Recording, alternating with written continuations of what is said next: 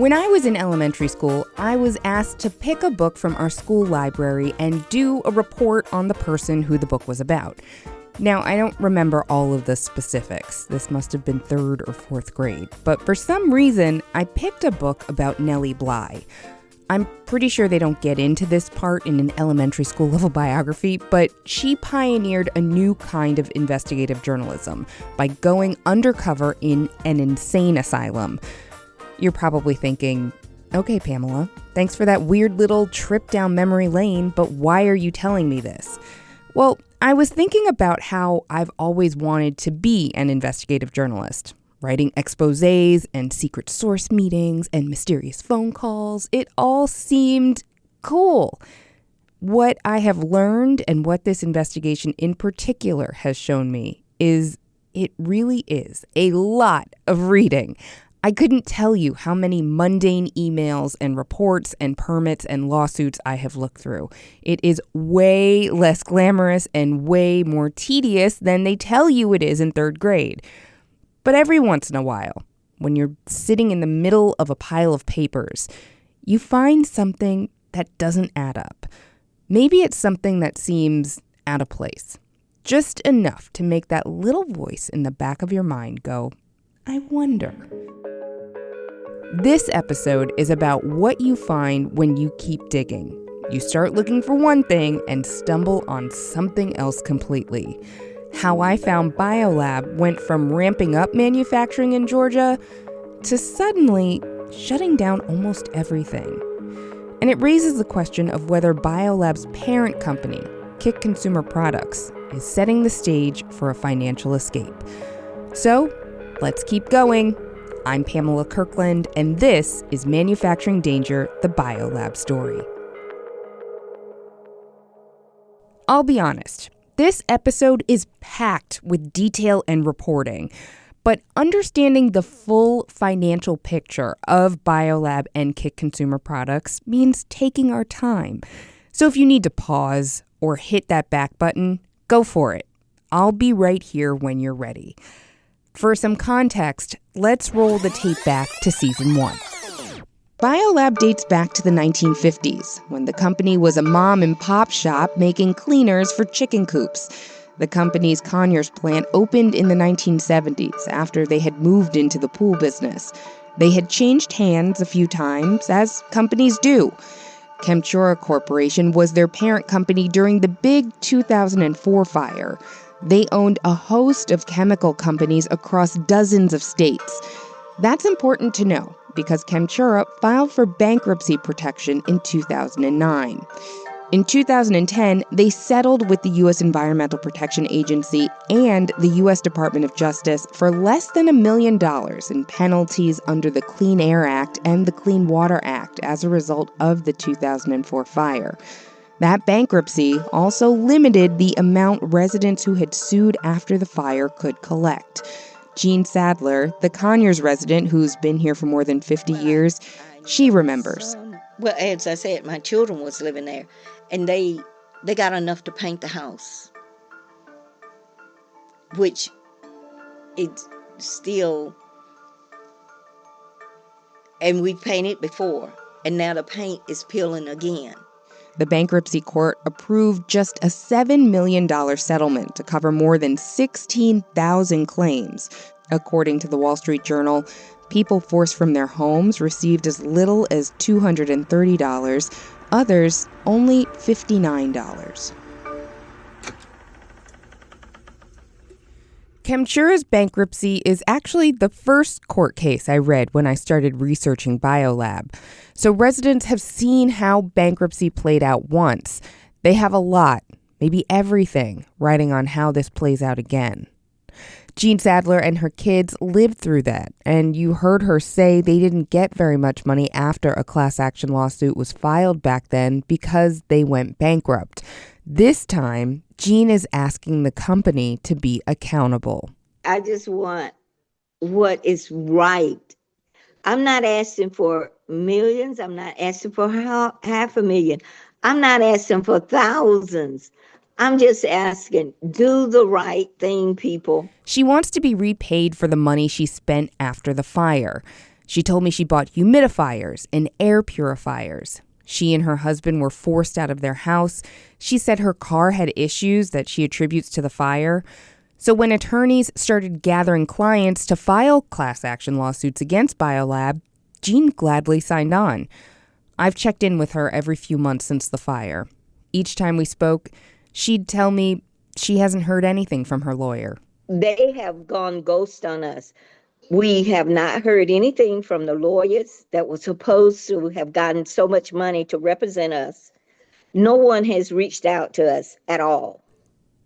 And she's not the only one frustrated with being in the dark.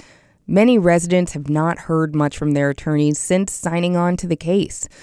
I've been following the lawsuits. The class action case is very slowly making its way through federal court. A federal judge consolidated nearly 24 class action lawsuits into one giant case to streamline the process. In the meantime, some people went straight to BioLab to get compensated for the impacts of the fire. The company set up a community assistance center and a hotline for about 3 months to process claims. Jean wasn't able to get anything from that. She missed the deadline, but she was also afraid that taking a check directly from the company would impact her case against them.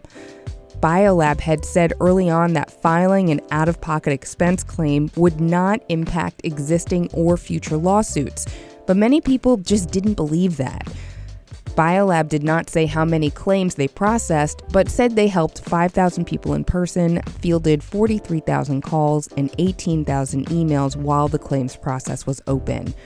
But Jean says some of those claims were bogus, submitted by people who didn't even live as close to the plant as she does. But the real people that still have to live there and still are there got nothing, not even a phone call, not even a letter in the mail to say, we're sorry for your inconvenience.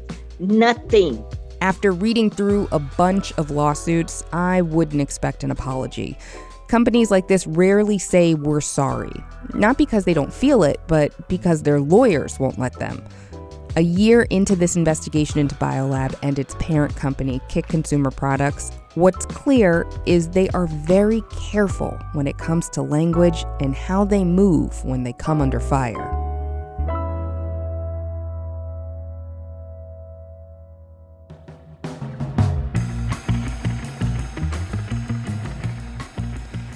If you own a pool, chances are you've used a BioLab product or one made by their parent company. BioLab makes products to clean pools and spas. Their parent company, KIK, also manufactures products that clean your home, like Spick and Span and Comet, at one point even Pine Sol. A former employee told me that most of BioLab's pool products were made right here in Conyers.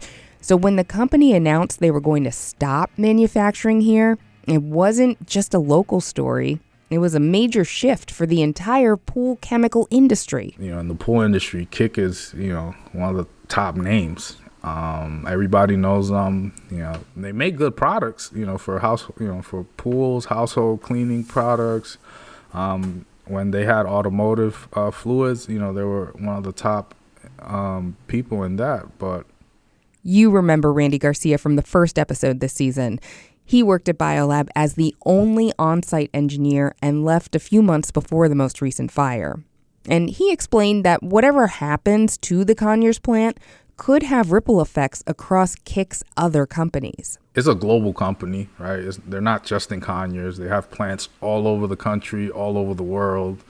So it's like, if you shut down this plant, could it be a domino effect to lead to shutting down other plants? Because, Conyers is not the only plant that they have issues in.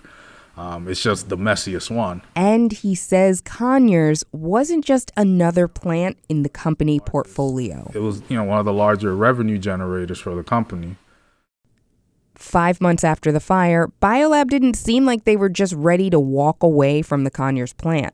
Documents filed with Georgia's Environmental Protection Division show the company planned to install new vents and dust collectors, a possible sign the company may have been trying to rework the plant and find a way to keep production going in Georgia.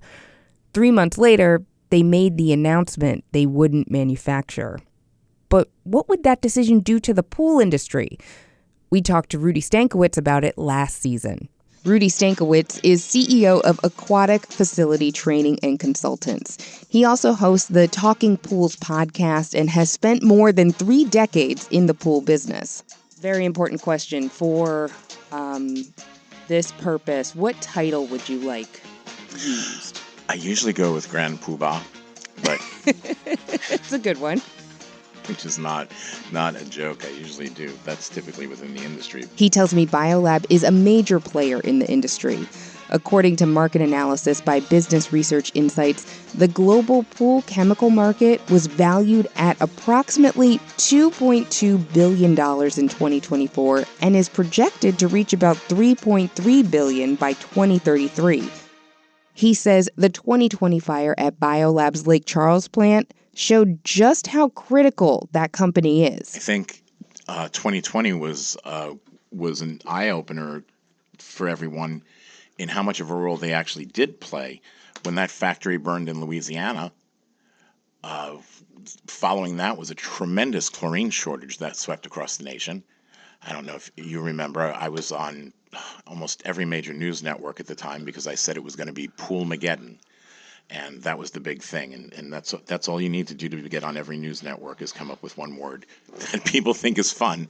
But Poolmageddon, and that's what it was. Rudy says the fire at BioLab's Lake Charles factory revealed weaknesses in the supply chain. That factory burning and shutting down put unnecessary stress on the other factories that would typically manufacture the products as well. And it just got to the point that it was too much. The fire disrupted chlorine production nationwide. Prices surged. Pool stores couldn't keep tablets in stock. After the BioLab fire in 2024, there was no major chlorine shortage. No Poolmageddon, as Rudy dubbed it. That felt like a big change in the industry. So I checked back with Rudy to find out what changed. We're better prepared. We hope it doesn't happen. Another major catastrophe like happened when the fire in Louisiana occurred. But I think the cease in manufacturing at Conyers is just going to be a blip in the radar that the industry doesn't notice. For the pool supply industry, the fire this time was manageable, partly because of the lessons learned after the fire at the Lake Charles BioLab and changes to the market. Since 2019, import of chlorine has increased by 36%. So it opened doors. Other people were there and saw this, and it gave them opportunities. There's 2 new chlorine manufacturers in the country. I don't think they've started producing just yet, but they are built. The imports have increased, like I said, by 36%, so we have a lot more doors. People opened their own pathways to get product in for their customers. The fire at the Conyers plant didn't bring the industry to its knees like it had in 2020 because the industry built itself up to make Conyers a lot less important. And remember Randy the engineer saying, It was, one of the larger revenue generators for the company. What does the pool industry resilience after the 2024 fire say about that? Or how or where BioLab makes its money now at all? The problem is, even figuring out where BioLab operates is complicated. After the first BioLab fire in 2004, the company rebuilt that warehouse, but then they sold it and leased it back. And that leasing pattern continued. The warehouse that burned down this time, BioLab didn't own that building either. I found one of those leased warehouses in New Jersey. I found another one in Texas. On paper, it's not listed as a BioLab facility at all. The official name is usually a logistics company that leases space to other businesses. So unless you know exactly what you're looking for, you'd never know BioLab was operating there.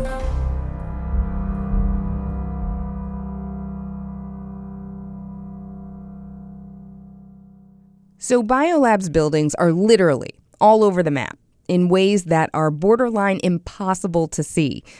It's not just the buildings that make BioLab hard to track, it's the paperwork too. This all comes from a personal injury lawsuit out of Florida. A chemical plant in Palm Coast, Florida, called Sunbelt Chemicals, was accused of negligence after a worker lost his hand in an accident in 2023. Sunbelt Pool Products is one of the brands in the KIK portfolio. The case listed Sunbelt Chemicals, Centerbridge Partners, the big private equity firm that owns KIK, and KIK Consumer Products as the defendants in the case. But lawyers for Sunbelt jumped in to say the company had been dissolved years before the accident even happened. BioLab actually ran that plant. You'd probably never know that if you didn't read this lawsuit. It's messy. Between this complaint and the other outstanding lawsuits against BioLab, I started to wonder what the financials of KIK Consumer Products actually look like. For that, I had to call up someone who knows way more about balance sheets and Edgar filings than I do. Jill Shaw is a reporter for the Financial Times. She's covered corporate finance and helped me make sense of some of this. Last season, we talked about how KIK and thus BioLab is owned by Centerbridge Partners, a private equity firm that bought all of KIK Consumer Products for $1.6 billion a decade ago. Centerbridge is like lots of other private equity-backed companies in that it's a leveraged buyout model. So what does that mean? If you're a big private equity company like Centerbridge Partners, you buy some companies, you roll them all up into one, and then hopefully sell that bundle for a profit. That is what's called the private equity model. But private equity firms don't spend their own money to buy companies up. They borrow money, preferably cheap money, in the form of low-interest loans to do that.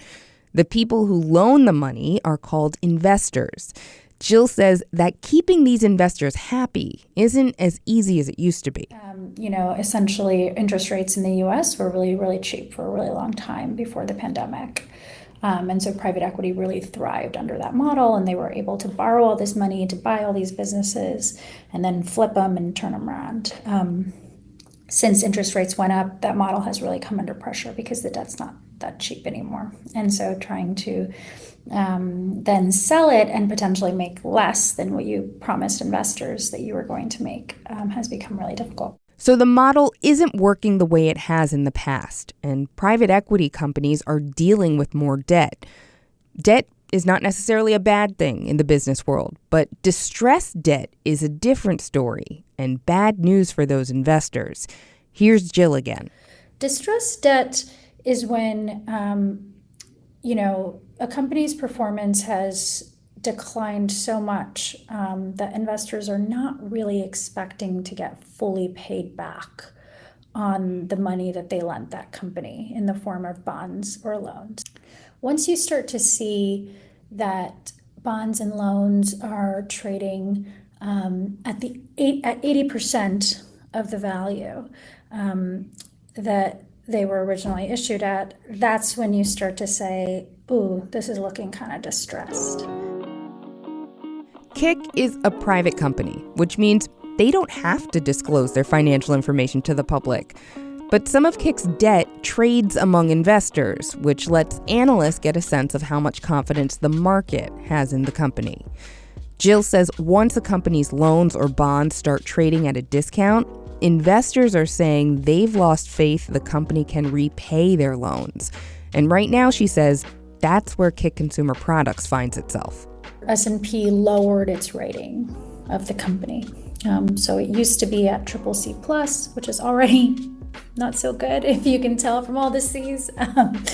But they lowered it to CCC. And, they're essentially telling the sign to investors is like, hey, you may not get your money back. S&P is one of the firms that provides financial reports to investors. Jill says that report also said KIK is tight on cash. So what S&P flagged is that over the next few quarters, their liquidity is going to really tighten. That means that KIK needs more money. They're either going to try to get more loans or bonds, which are publicly traded among investors, or they're going to get even more private capital. The other thing that kind of rating could signal is this company could default on its debt. Or filing for bankruptcy. leaving not just investors, but anyone the company may owe money to empty-handed. That's why the people of Conyers are afraid of BioLab bankruptcy again. Now, Jill Shaw says bankruptcy is not a given in this scenario. But if a company can't meet its obligations, then restructuring or even liquidation can follow. Also worth noting, KIK named a new CEO. Michael Slode had been the company's CEO since 2022. The company's chief financial officer, Steven Jackson, will take the reins now. Before working at KIK, Jackson was CFO at Remington Arms Company, where he oversaw that company's bankruptcy in 2018. I declare bankruptcy! Hey, I just wanted you to know that you can't just say the word bankruptcy and expect anything to happen. I didn't say it, I declared it. Bankruptcy, the B word that residents like Gene Sadler fear the most. But it's not the only way the Conyers class action suit could leave residents wanting. More than 700 miles away, another group of residents and their fight to be made whole is playing out. More than 100 people who live in and around East Palestine, Ohio, say they were tricked into joining a $600 million settlement after the derailment disaster in 2023. We've talked about the chemical disaster after the 2023 Norfolk Southern train derailment in East Palestine, Ohio. Many residents there signed on to a massive class action lawsuit that resulted in a $600 million settlement. Some of those same residents now are asking to withdraw from that settlement. They say the lawyers who represented them pushed them into signing away personal injury claims for small checks. They want out of the deal so they can pursue their own cases. At the time the settlement was announced in 2024, attorneys touted it as the largest derailment settlement they'd ever seen. But lawyers were also approved to receive 27% of that fund, almost $200 million of that $600 million settlement in legal fees. And here in Conyers, as the class action lawsuit against BioLab moves forward, there are growing worries that something similar could happen. Contrary to the class action suits, what's the best way for us as residents of those that were getting direct, impact of all this toxic stuff and everything, to protect ourselves down the line? Lawyers not associated with the class action lawsuit came to Conyers to tell residents about other legal options they might have. Mindy Bish is one of them. She's with the Keenan law firm. The only people who get rich are lawyers, and the only people who get off are the defendants who cause the harm, and the people in between, they get squished. And that's what I believe. I know some residents who decided to drop their case with the class action lawyers and file personal injury claims instead. Jean Sadler is not one of them. She's staying with the class action suit, but says she doesn't have much confidence in it. Right. To be in a class action suit, that could be 5 or 10 years from now. We're in our 70s. Will we make it? Will we ever see, anything? Probably by the time it would be $3.75.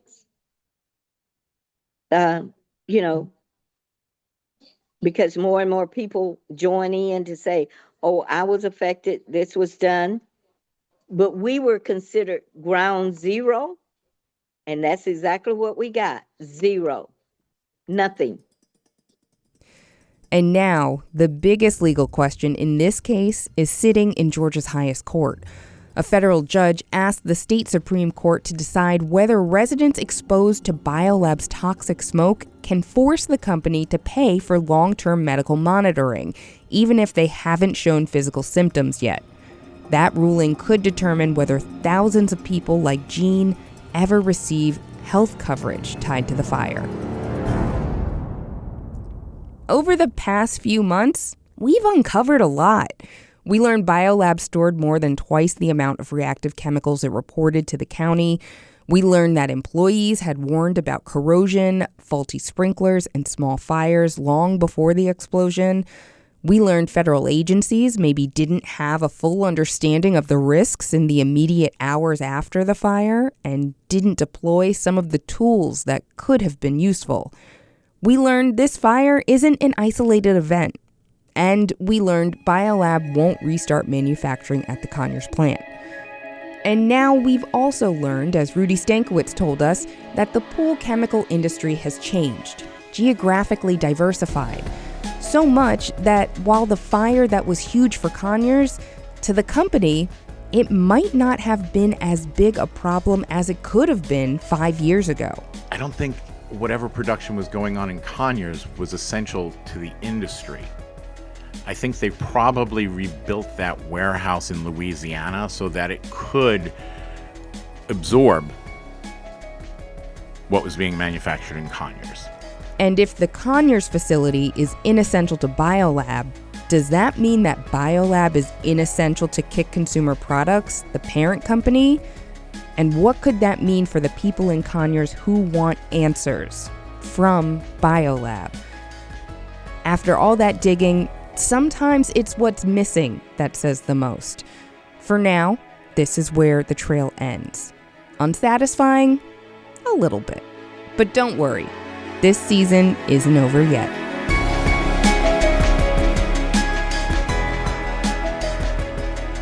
Next time on Manufacturing Danger, the BioLab story, we go back to the testing that was supposed to bring peace of mind.